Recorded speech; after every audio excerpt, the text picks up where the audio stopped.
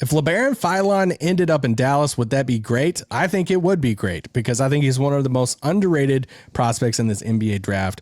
Coming up on today's One More Thing of Locked On Mavs.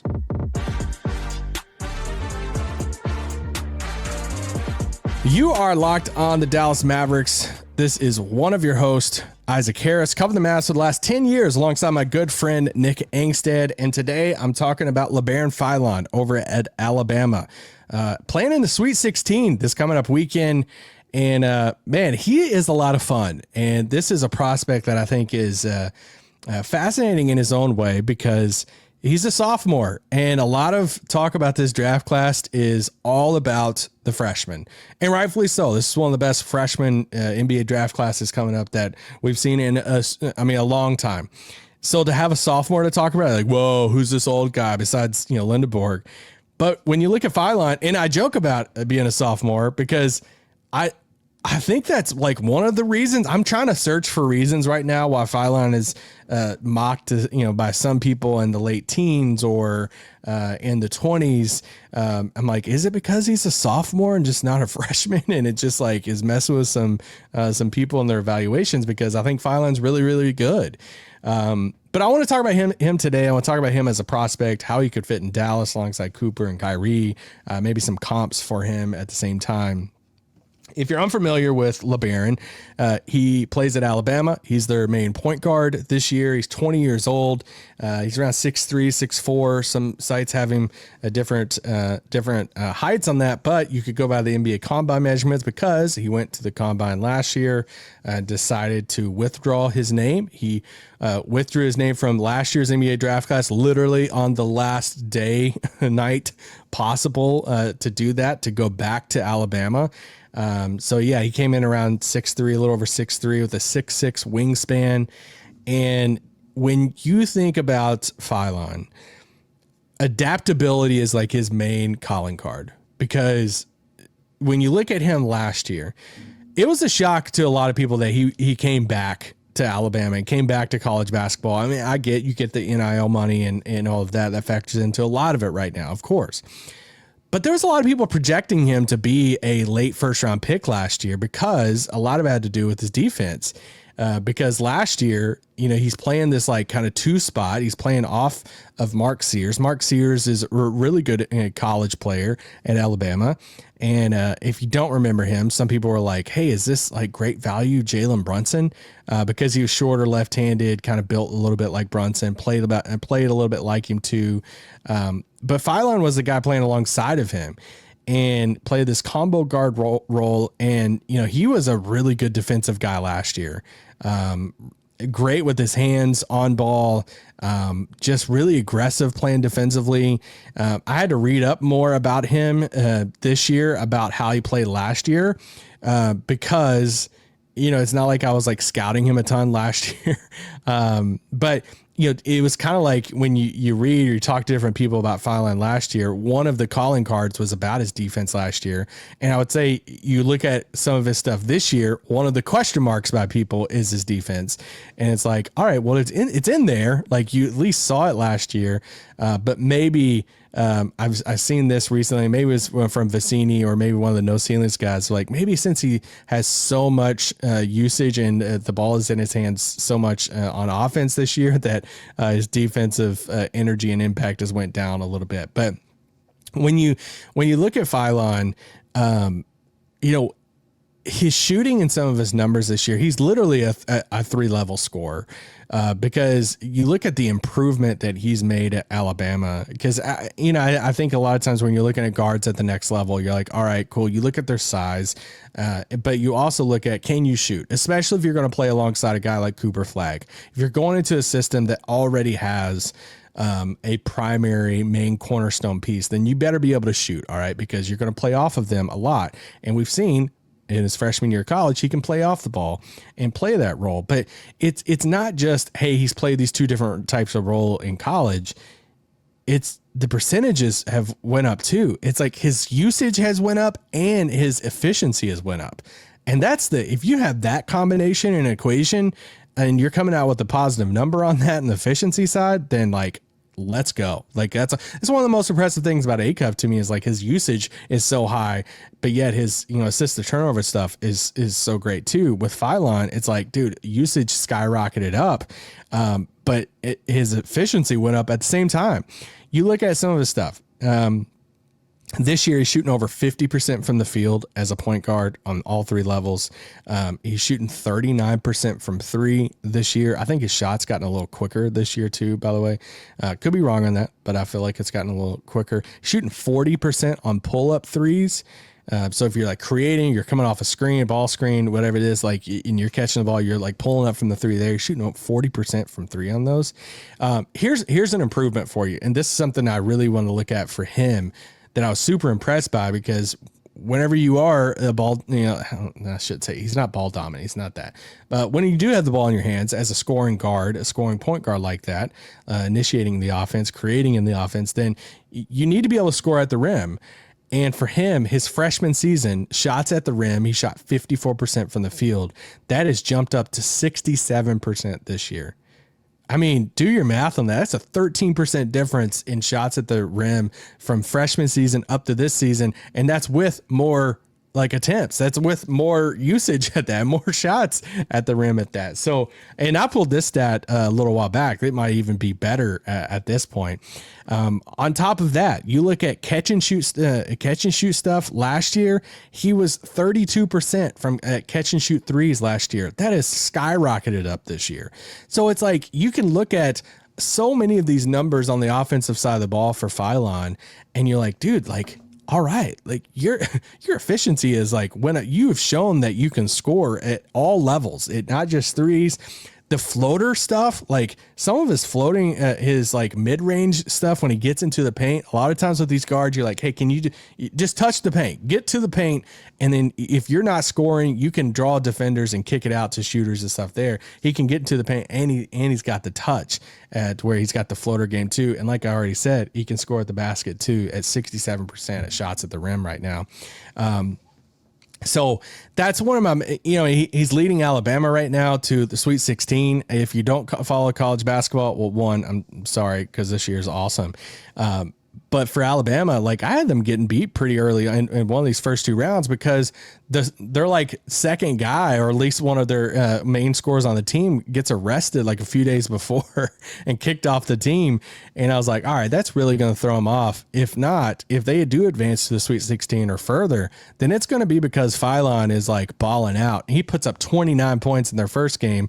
He didn't have a great scoring game in round 2 against Texas Tech, but he did put up 12 assists, showing his playmaking and stuff too. So I'm like, what does he have to answer at this point for him to at least be in that conversation? I'm not saying he should go 5 or he should be over some of those guys. I just think he should at least be in that conversation in that like late lottery, second half of the lottery range, instead of, like late teens or in the 20s or something like that.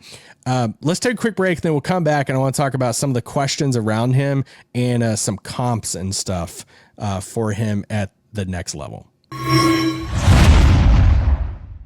What if sports were traded like markets? Now you can put your sports IQ to work in real time with Robinhood prediction markets. It's not you against the house. It's you participating in a live market. You can buy or sell your positions live all game long. Use your sports knowledge in the moments that matter. Robinhood prediction markets changes the game. It's people moving the action, so when momentum shifts, you can move with it. Always knew the game, but never had a dynamic way to apply that knowledge. Now you can actually take part live in a market powered by people. You're no longer just a spectator. Play by play, you decide. Trade every play with Robinhood. Now available across the U.S. Download the Robinhood app today. Now to begin. Futures and cleared swaps trading involves significant risk and is not appropriate for everyone. Event contracts are offered by Robinhood Derivatives LLC, a registered futures emission merchant and swap firm.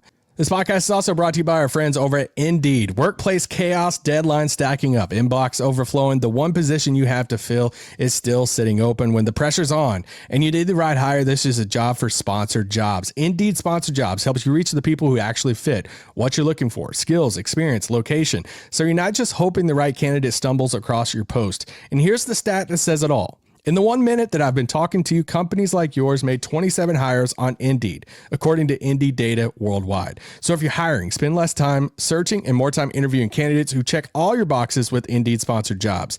Spend less time searching and more time actually interviewing candidates. Listen to the show. You'll get $75 sponsored job credit to help your job get to the premium status it deserves at Indeed.com/podcast. Just go to Indeed.com/podcast right now and support our show by saying you heard about Indeed on this podcast. Indeed.com/podcast. Terms and conditions apply. Need to hire? This is a job for Indeed sponsored jobs. This podcast is also brought to you by our friends over at FanDuel, longtime friends at FanDuel. The tournament is here, guys. The Sweet 16 is here. It's coming up this weekend. It's one of the best times of the year. Brackets, buzzer beaters, almost buzzer beaters like the Vandy game. Upsets and more. It's nonstop action from tip to the final cut down. And right now, FanDuel is giving new customers a new way to stay in the action all tournament long. You can get up to $300 back in bonus bets every day for 10 days. That means 10 chances to stay involved throughout the entire tournament. You can mix it up however you want. Game picks, futures, even same game parlays for bigger potential buyouts. It's perfect for the tournament because every day there's something new, different matchups, new storylines, a way to get involved as the bracket unfolds. So visit FanDuel.com to sign up today. That's FanDuel.com to get in on the action. Shut it down! Let's go home! All right, talk about Labaron Philon at Alabama, how he can fit in Dallas, him as a prospect in the NBA draft. Thanks for being a daily listener to Locked On Mavs. You're subscribed to our Everydayer program, then you have access to our Discord, having fun conversations in there, or through our text line and subtext. You can find out how to join either of those in the description of the show, wherever you're listening or watching. Some questions about Philon, just if reading about him, talking to people. Here's some questions. Is he too skinny? I think some people will bring that up when it comes to like, all right, you're 6'3" and you can be, he can be a little thinner with that. So it's like, all right, if you're 6'3" and you're skinnier, are you going to be able to drive at the same, efficiency at the next level? When you get a little bit more physicality against you, are you going to be able to, I think one breakdown of him was like, hey, when he gets into the league and if he has the same frame, is the physicality of on-ball defenders, are they just going to like force him to the sidelines? And then is he going to be able to like have, withstand some of that physicality to get, make passes over the top or get past some of these guys? I'm not as worried about that, but like one of my questions is like, hey, it feels like he has the same problems as a Keaton Wagler at times, but he's smaller. He's like 3 or 4 inches smaller than Wagler. So what is your calling card? I would say he has more explosion than Wagler, but Wagler has the height. I would say Wagler's a little bit better of a shooter compared to Philon, but Philon is a good shooter at the same time. So, but I throw them out there because I think for both of these guys, people bring up, hey, is he too skinny? Does he have enough strength? Can he withstand some of the, the physicality at the next level? Does he have the same type of playmaking as some of these other guards? I think Acuff, as far as playmaking, and is like a different level than, some of these other guys in that range. But does he have enough playmaking to be at the same level as a Wagler, a Mikel Brown, or Kingston Flemings? I think he does. I guess you can say you want to see more of it, but I think that was a valid question coming into this year because he played off the ball so much last year with Sears, but now he's been playing on ball so much. I think he can. He's playing with some, like this Alabama team is cooking right now. And then, if you go back to some of the Wagler stuff too, a shorter Wagler version, does he have explosion and athleticism? Because one of the things about him with the explosion and athleticism part is at the combine, this isn't a flattering number for him. He had a 32-inch max vert.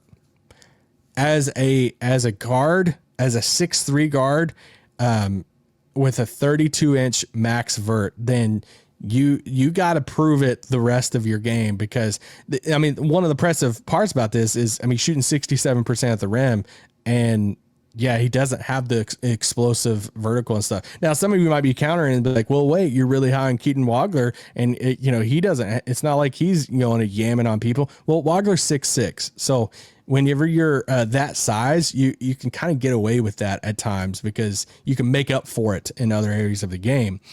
Who are some other comps, or who are some comps for Philon? He's a little harder to me because he's a little shifty. He's not... he's not Tyler Tanner, but he's not Wagler either.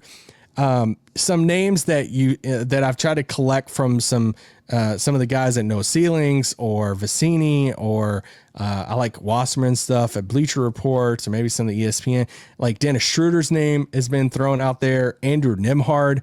I think Andrew Nembhard would be awesome. I'm a big Andrew Nembhard fan. So I think that's the route of like, hey, if he hits his ceiling, he's an Andrew Nembhard type of guy. And what's really awesome about Nembhard is he can play on the ball for the Pacers. He can play off the ball next to Tyrese Halliburton. So I like Nembhard a lot. He's really good defensively. I think if Philon can show like, hey, I got that defense. If I was advising Philon going into the draft process, I'd be like, hey, watch my defensive tape from my freshman year, not this year. I got that in my bag. I can do that. I can be a primary on-ball point of attack defender. I'm not a square. I'm 6'3" with a 6'6" wingspan. Now, I do think he's a good like guard defender. Do I think some people have thrown out there Cason Wallace? Some people have thrown out there Marcus Smart. I don't think he's that. All right. Sorry. Didn't Marcus Smart win a Defense Player of the Year? Which is kind of crazy to think about it. But anyway, I don't think he's Cason Wallace. I think Cason Wallace is a really good defender, but Andrew Nembhard's the name for him that if I was him, I'd be like, that's the name I would tell people in the draft process. I'm like, that's who I'm like, I can model my game after that because Nembhard's a winning player. ESPN said this in one of their evaluations of him, and it's just another thing, because I think if you could be listening to this podcast, you're like, all right, you've just glazed him over. Like, yeah, you like him a lot, so why don't you have him at like 5 or 6 and like stick to your word here? One, I do like a lot of these guys. You can only have so many. Like, you have to have some type of order to this. ESPN said some evaluators in the NBA question his organizational skills and whether he's ultimately best suited for a bench spark plug role, one that's viewed as replaceable. So if you're an NBA team and you're looking at him and you're saying, all right, you're just a bench spark plug guy, it feels like you are like a dying breed in the NBA. Like if you think he's in that Cam Thomas type of range of the Cam Thomases of the world, if you don't think he can play point guard in this organizational, like set up the offense and run the system and all of that, and you're like, all right, you're more of a 2-guard combo guy, a 6'3" 2-guard guy that can, get buckets, then yeah, you're not going to be very high on him. I think it all comes down to him as if you believe that he can run and be a point guard, which I think he actually can. I shouldn't say actually, I think he's proved that he can. Then yeah, if you don't think that, then I could see why your evaluation could be a little bit lower for him. So I think Labaron Philon is a good prospect. I think he would fit. You look at his fit in Dallas. He's a guy who could learn under Kyrie Irving. I love his personality too. Like he wants it. Like he puts it out there on the floor. Wears his emotions on his sleeve. Like he's a fun player. I think the fans would love to root for a guy like that. But yeah, he could play behind Kyrie Irving in this first year, learn from Kyrie. He could run sets where he's playing off Kyrie because he's like, hey, I did that my first year. He can adapt to a lot of these systems. He can run pick and roll and stuff too. So does he land in Dallas? It doesn't look like if Dallas lands at that like 5, 6, 7 mark, because if you're landing at 5, 6, 7, you're probably going to get an Acuff or a Wagler or a Kingston Flemings. I wouldn't put him right now. I wouldn't put him at like 5 or 6 or something. I would definitely have some of those guys over him, but I think he should be in that conversation. I think he should like in the conversation as far as a lottery pick. I'm tired of seeing him in the 20s or the late teens. He has shown enough as a player these 2 years in college and how he's grown also this year, efficiency with the higher usage, that he should be a lottery pick in this upcoming draft. So if Dallas for some reason moved back somehow, and they didn't, some of those guys are off the board and they decide to move back until, 10, 11 or 12 or something like that. And they got Philon and something else, or, Philon fell into the teens and then they like, hey, no, we moved up. Like they got, Caleb Wilson or something at 4 or 5, and then they used 30 and something else and future thing to move up back into the teens and got Philon too, like home run. Sign me up. That would be awesome. So Philon's a good prospect. I think a team in the late lottery in the teens that gets him is going to be a really happy team. We'll be back with more later on tonight. Peace out. Boom.